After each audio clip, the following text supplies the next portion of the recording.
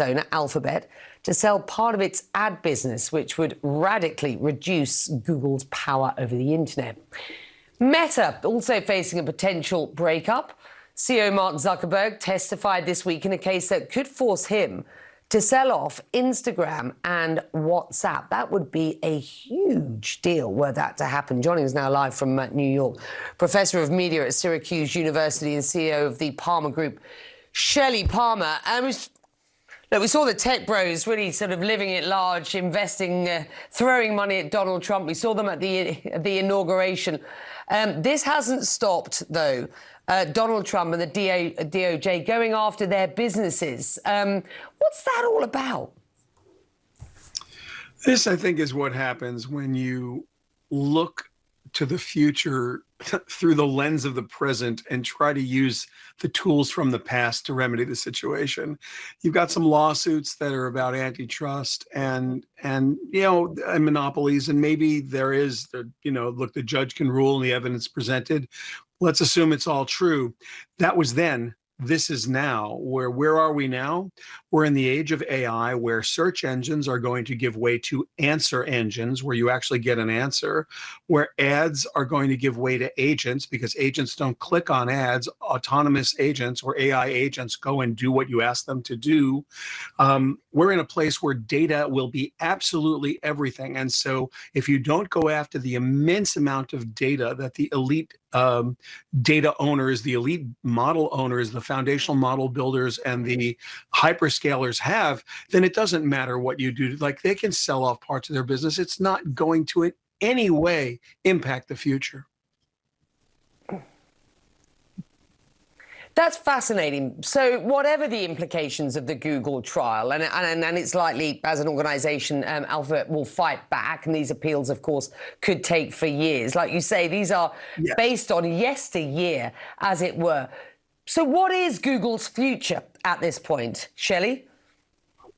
They are one of the most powerful foundational models.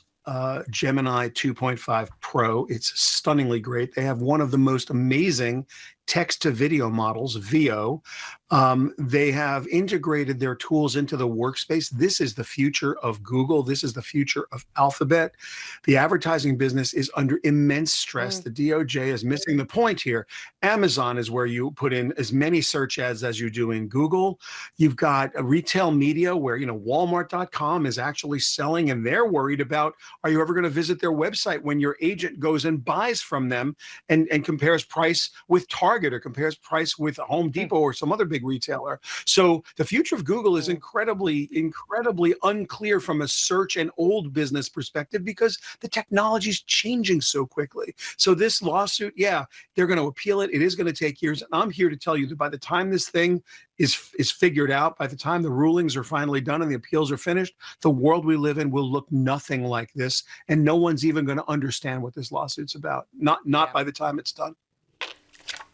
And Mark Zuckerberg will know that, of course, as well. The US government's got a beef with Meta over WhatsApp and Instagram. But again, what happens with that? But where is Meta headed at this point?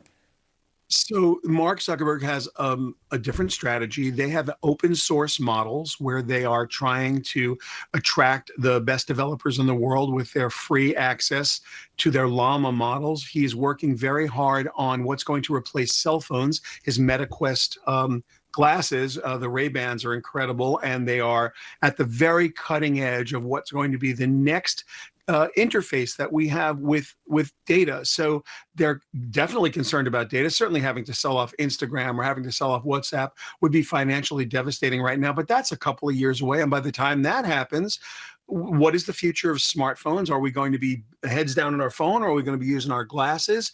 And will their AI agents and will their AI models have already answered a different way, or created a different way for us to interface with data? Again, they're a hyperscaler and they're an elite model builder. So as a foundational model builder and a hyperscaler, a gigantic tech company, they have data sets we don't have.